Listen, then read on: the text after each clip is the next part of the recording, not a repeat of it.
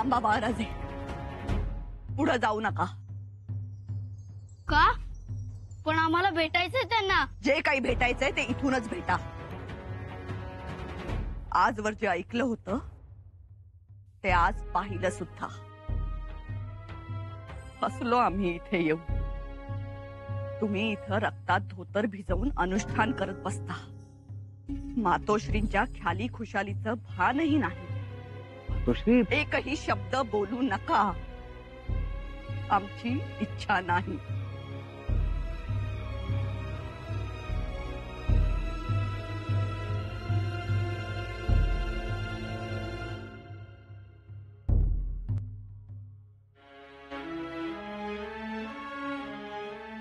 अरे देवा, आता या शुभ प्रसंगी हे काय? माफी असावी मातोश्री. आम्ही माफी मागतो. आमचं चुकलं. तुम्हाला या अशा अवस्थेत बघण्याची इच्छा नाही आमची. मातोश्री, आम्ही कपडे बदलून येतो.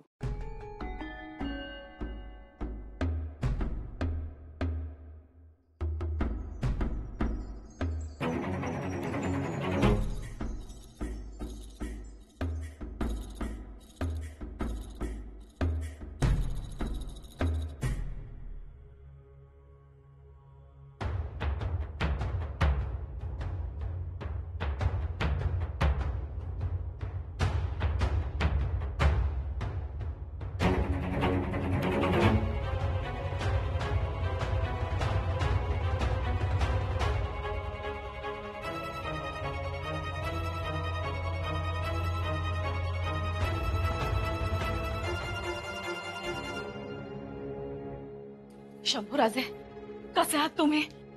आणि ते रक्त कसलं होतं? युवराज हो. घाबरण्याचं काही कारण नाही. परंतु तुम्ही तर आम्हाला सामोरे येणार होता ना? होय मातोश्री, आम्ही तुम्हाला सामोरे येत होतो. एक गाव ओलांडलं आणि अचानक गलका ऐकू आला. आम्ही त्या दिशेने घोडा फेकला. लोकांनी आम्हाला सांगितलं की रानरेड्यांचा एक कळप चवताळलाय. तो उभ्या पिकाची नासाडी करतो. 2 माणसांना जायबंदी केलंय आणि एकाला ठार केलं. आम्हाला काहीच सुचलं नाही. आम्ही लगेच त्या दिशेने घोडा फेकला. एकटेच रानात शिरलो. त्या रेड्यांच्या कळपाचा माग काढला तर त्या चवताळलेल्या कळपानं आमच्यावरच हल्ला केला. पण आम्ही सावध होतो. सपासप तलवारीचे वार रेड्यांवर करू लागलो. 2 रेडे ठार केले आणि बाकीचे पळून गेले. त्यातल्या एका रेड्याच्या मानेत आमची तलवार रुतून राहिली. ती उपसताना त्याच्या गरम रक्ताचे फवारे आमच्या अंगावर उडाले. ते रक्त होतं. पण तुम्ही कशाला जीव धोक्यात घालायचा? आमच्या शेतकऱ्यांसाठी. दादासाहेब, अहो फौज पाठवायची. किती लढवय्ये आहेत आपल्याकडे. रणवक्का, त्या क्षणाला काही सुचलंच नाही आम्हाला. आणि तसंही त्या रेड्यांचा बंदोबस्त करायला आम्ही एकटे समर्थ होतो. पण आता ह्या पुढे हे असं धाडस नको. हे सांगायचंही धाडस नाहीये त्यांना. युवराज हो म्हणतात पण धाडसच करतात. मातोश्री, धाडस आहे म्हणून तर आम्ही आहोत.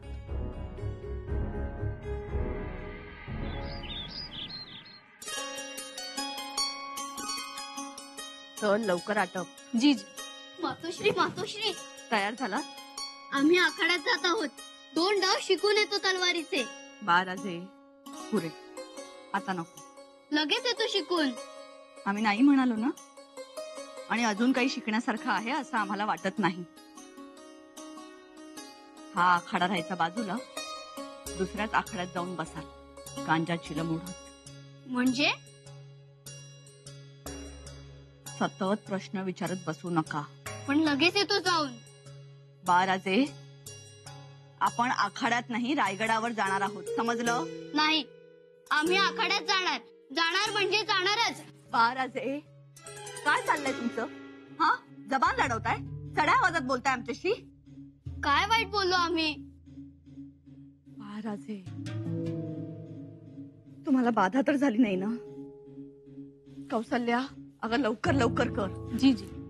या मंतरलेल्या मुलखात आम्हाला आणखी नाही थांबायचं. चला, तुमची दृष्ट काढते. या. आमचीच दृष्ट लागते की काय असं वाटत होतं आम्हाला. केवढं तेज आलं होतं चेहऱ्यावर काल रात्री. तुम्ही सगळे आलात त्याचाच आनंद होता तो. छान झालं डोहाळे जेवण. आरास सजावट खूप छान होती. पण शंभूराजांना असं रक्ताने भरलेलं पाहून आम्ही खरं तर घाबरलो होतो. डोहाळे जेवणात त्यांचं असं येणं बरं नाही वाटलं. हसला? मातोश्री, अहो भोसल्यांच्या घराण्यात हे शकून अपशकून कोणी मानलेत का? जे करायचं तेच करतात. तुम्हीच आम्हाला सांगितलं होतं, आठवतंय का बघा? युवराजांच्या 5वीला कुणा अपराधी माणसाचे हातपाय तोडले होते. हो, आठवलं. अहो मग जिथे 5वीला गुन्हेगारांचं रक्त सांडलं जातं, मग तिथे युवराजांकडून ही अपेक्षा का करायची? अगदी खरं बोलला. शेवटी भोसलाही रक्त आहे. आणि शेतकरी त्रासात आहेत, रयत अडचणीत आहे. हे सगळं सोडून युवराज घरात आपल्या बायकोचे डोहाळे तर पुरवत बसणार नाही. अगदी खरंय सुनबाई. आणि आम्ही तसा अनुभव घेतलाय. यांना रयतेच्या सुखापुढे दुसरं काही सुचतच नाही. तो वसाच घेतलाय म्हणा ना. मातोश्री, आऊसाहेबांनीच दिलाय हा वसा आपल्याला. पण सुनबाई, आम्हाला खूप आनंद झाला. तुमच्याशी भरपूर बोलायचंय. मातोश्री, आमच्या बाळणपणापर्यंत इथेच थांबा ना. बाळंतपणापर्यंत नको. महाराज येतील, आम्हाला जावंच लागेल. पण काही दिवस नक्की थांबणार. आणि थोरल्या मातोश्रीने सुद्धा आग्रह करा इथे राहण्याचा. आम्हाला खूप खूप बोलायचंय हो त्यांच्याशी. आणि इथे शृंगारपुरात कसा एकांतपणा आहे, पाठीमागे काही व्याप नाही. तुम्ही आग्रह कराच त्यांना. करणार तर. आणि जोपर्यंत इथे राहू तोपर्यंत तुमच्यासाठी रोज घावणं करायलाही सांगणार. तुम्हीही त्यांच्याकडून कोड कौतुक करून घ्या. कसलं कोड कौतुक? तिकडे थोरल्या मातोश्रींनी मेणे तयार ठेवण्याचा हुकूम दिला. अचानक? हो, त्या निघाल्यात रायगडी. राणीसाहेब, एक विनंती. बोला. आपण आमच्या वाड्यावर पायदळ झाडावे. पुढच्या वेळी आलो तर अवश्य येऊ. तर विहीणबाई, यावेळेस धाकलं युवराज आणायचं आलं होतं म्हणून म्हणलं. त्यांचं तरी काही घडोघडी येणं होते वे. तर हो, अहो आम्ही तर म्हणतोय एक रात राहावं, मुक्काम करावा, आमचा पाहुणचार घ्यावा. आम्हाला बी समाधान वाटल. काय हो? वय वय, अगदी खरं आहे. एवढी सवड नाही आता. आम्ही निघालोय आज. आज जी, मेणे तयार असतील, पथकही सज्ज झाले. असं करू नका. अहो, बाळराजांसाठी आम्ही अगदी आवडीनं कौतुकानं रानमेवा आणलाय. रानमेवा म्हणजे काय? रानमेवा म्हणजे रानातली समधी छोटी मोठी फळं असते. हा, मग आम्ही येणारच रानमेवा खायला. नक्की. परंतु हा रानमेवा शाक्तपंथींच्या डोंगरातून मंत्र मारून तर आणला नाहीये ना.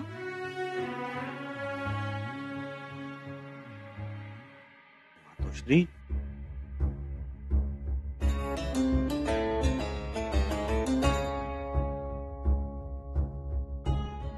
मातोश्री, असल्या भाकड कथांवर तुम्ही केव्हापासून विश्वास ठेवायला लागलात? आधी नव्हता, पण आता डोळ्यांनी पाहिलंय. काय बघितलं मातोश्री? तेच जे आजवर ऐकलं होतं, ज्याच्या खबरा आल्या होत्या, तेच बघितलंय. पण अर्थ नाही समजून घेतला. प्रत्यक्ष हेच प्रमाण असतं.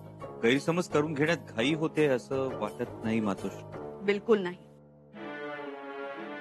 मी काय म्हणतो राणीसाहेब, आपण चलावं. पुढच्या वेळी येण्याचा योग आला तर आम्ही नक्की येऊ. आणि महाराजांसोबत येऊ. बघा हा विहीणबाई, हा आमचा शब्द आहे. परंतु आता थांबवू नका. कारण काल आम्ही जे काही पाहिलंय त्याने आमच्या डोळ्यांचं पारणं फिटलंय. चलावं. आज्ञा द्यावी.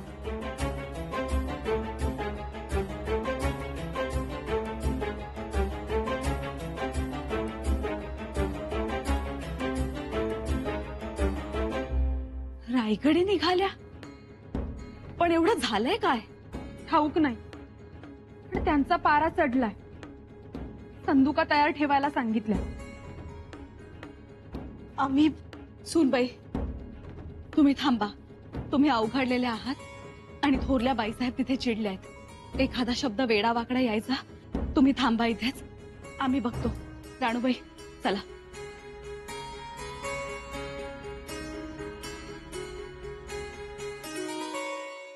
बाळराजे तुम्ही आज जा. थांबा बाळराज, कशाला? त्यांनाही ऐकू द्या. अजून ऐकण्यासारखं काही आहे असं वाटतंय का तुम्हाला? ऐकण्यासारखं आहे मातोश्री. आमची प्रत्येक गोष्ट ऐकण्यासारखी आहे असं तुम्हाला वाटतंय? तुम्हाला सुद्धा तसंच वाटतं? वाटत होतं, पण आता वाटत नाही. का? आम्ही ऐकून होतो तुम्ही रेड्याच्या रक्तात धोतर भिजवून देवीची उपासना करता म्हणून. काल रेड्याचं रक्त पाहिलं आम्ही आणि धोतरावरचे डागही पाहिले. मातोश्री ते नाही, आमच्यामुळे तुमच्या देवी समोरच्या उपासनेत खंड पडला असेल नाही? मातोश्री तुम्हाला कोणी सांगितलं आम्ही अशी उपासना करतो म्हणून? सगळ्यांना ठाऊक आहे. काली मातेनं उग्ररूप धारण करून महिषासुराला ठार केलं होतं. त्याचप्रमाणे तुम्ही असुराचं प्रतीक म्हणून रेड्याला मारलं नाही. सकाळी शाक्त पंथाचा साधू नैवेद्य घेऊन आला होता आणि संध्याकाळी तुमचा हा अवतार पाहिला. तरी बरं रेड्याचं कातडं नेसून आला नाही. आलोही असतो, आम्हाला काय कातड काय कापड काय धोतर काय सारखंच. पण मातोश्री ते कातड काढणं मोठं कठीण काम असतं. त्यासाठी मोठी मेहनत आणि कातड कमवण्याची कला अवगत असावी लागते.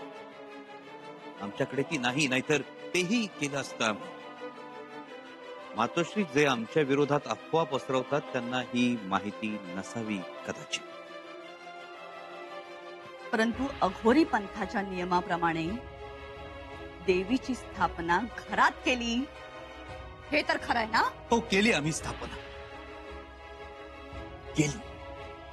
पण मातोश्री ही स्थापना करणारे आम्ही काय पहिलेच आहोत? मातोश्री, काली माता म्हणजे आई भवानी, काली माता म्हणजे भद्रकाली, काली माता म्हणजे महिषासुर मर्दिनी.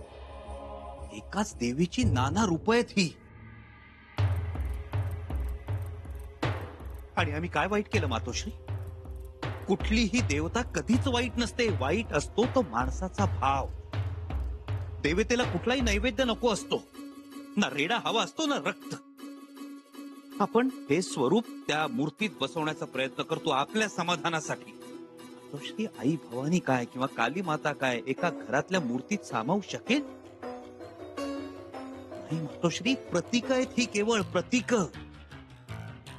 स्फटिकरचित पीठे श्यामलांगीं भवानीं अरुणचरण कांतीं भासयंतीं स्वरूप, असं तिचं भव्य रूप. मातोश्री, तुमचा गैरसमज झालाय किंवा कुणीतरी गैरसमज करून दिलाय. म्हणजे गैरसमज आमचाच झालाय तर? सगळं करायचं आणि नामानिराळं राहायचं, ही कला तुम्हाला त्याच लोकांकडून अवगत झालीये वाटतं. कळल्याप्रमाणे आम्ही मूर्ती पाहिली आणि त्याचप्रमाणे तुमचा अवतारही पाहिला. मातोश्री, इतर कुणावरही आणि कशावरही भरोसा ठेवण्यापेक्षा आमच्यावर भरोसा ठेवा. तो होता म्हणून झालं गेलं गंगेला वाहिलं असं म्हणून आम्ही इथपर्यंत आलो. म्हटलं सुनबाईंना डोका जेवणात घावण खायचंय, गरम गरम घावण करून खायला घालू. त्यासाठी रायगडाहून स्वतः पीठ मनासारखं दळून घेतलं. पण मातोश्री, ज्या भावनेनं आला आहात ती भावना तशीच कायम राहू द्या. आम्ही जे काही करतो आहोत ते आऊसाहेबांच्या आदर्शाप्रमाणे.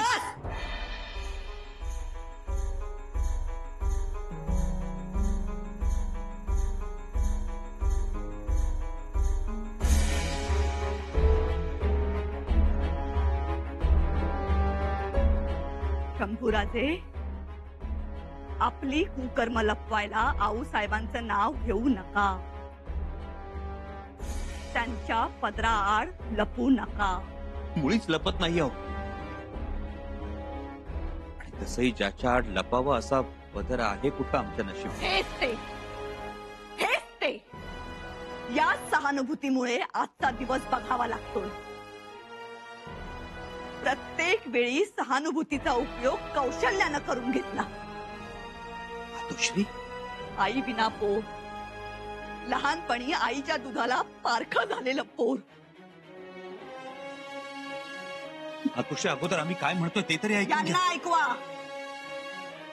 आम्हाला सवड नाही आणि ऐकण्याची इच्छाही नाही. ऐकावं लागेल मातोश्री.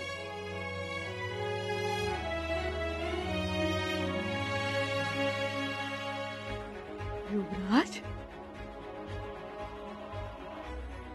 ही कोण भाषा तुमची? आणि आवाज एवढा टिपेला का लागलाय? स्वराज्याच्या महाराणी समोर उभे राहून बोलता आहात, याचं भान असू द्या. होय, आमच्या समोर स्वराज्याच्या महाराणी उभ्या असल्या तरी आम्ही मात्र आमच्या मातोश्रींसमोर उभे आहोत. स्वराज्याच्या महाराणींना काय वाटतं हे आमच्यासाठी महत्वाचं नाही. आमच्या आईला आमच्याविषयी काय वाटतं हे महत्वाचं आहे. राजसत्ता आम्हाला काय दूषणं देते हे आमच्यासाठी महत्वाचं नाही, तर आमच्या वात्सल्याचं भूषण आमच्यासाठी महत्वाचं आहे. मातोश्री, तुम्ही कवी आहात हे मागेच सिद्ध झालंय. आम्हाला एवढंच म्हणायचंय की हे वात्सल्य, हा आईपणाचा विचार अघोरीपणाच्या जंजाळात शिरण्या अगोदर करायचा होता. मातोश्री, आता म्हणाल तो रेडा शेतकऱ्यांना त्रास देत होता, त्याने शेतकऱ्यांना जायबंदी केलं आणि म्हणून. मातोश्री, ही वस्तुस्थिती आहे. सकाळपासून वाड्याबाहेर गावकरी थांबले. आम्हाला दूषण देण्या अगोदर त्यांना विचारावं आपण. विचारलं असतं पण सवड नाही आम्हाला. मातोश्री, शांत्याबाई साहेब जी, मेणे तयार आहेत. कोणत्या मेण्यात बसताय? आम्ही काय म्हणत होतो? बाजू सावरण्याची गरज नाही, चला.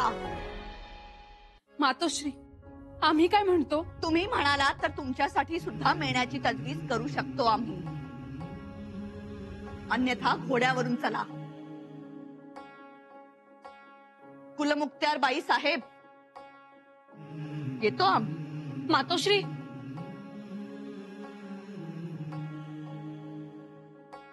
मातोश्री थांबा ना. आता नाही. अहो, असं काय करताय? आमची धड घावणंही खाऊन झाली नाही. सुनबाई, घावणं मिळतील. तुम्ही रीतिरिवाजाची दावणं नीट सांभाळा. स्वतःची काळजी घ्या. येतो आम्ही.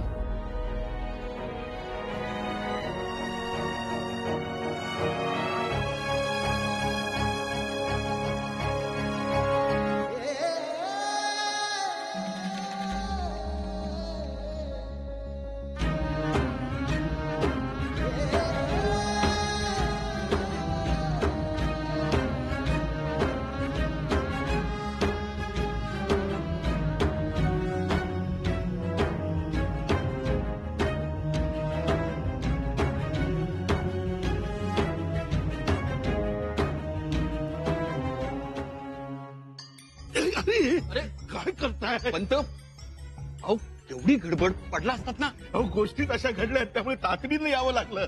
काय घडलं? आपल्या महाराणी साहेब पोहोचल्या काय शृंगारपूरला? पोहोचल्या? अहो, पोहोचल्याही आणि माघारी निघाल्या. आतापर्यंत अर्ध्या वाटेत आल्या पण महाराणी साहेब. काय सांगताय? मग याचा अर्थ काय होतो माहितीये का? आपला कार्यभाग साधला. याचा अर्थ गैरसमजाची गाठ पक्की बसली म्हणायची. महाराज येण्या अगोदर हे होणं गरजेचं होतं, कारण या अनाजीनं पायानं मारलेल्या गाठी भल्या भल्यांना हातानं सुद्धा सोडवता येत नाहीत. आता सुरू होणार भांडणाचा कलगीतुरा.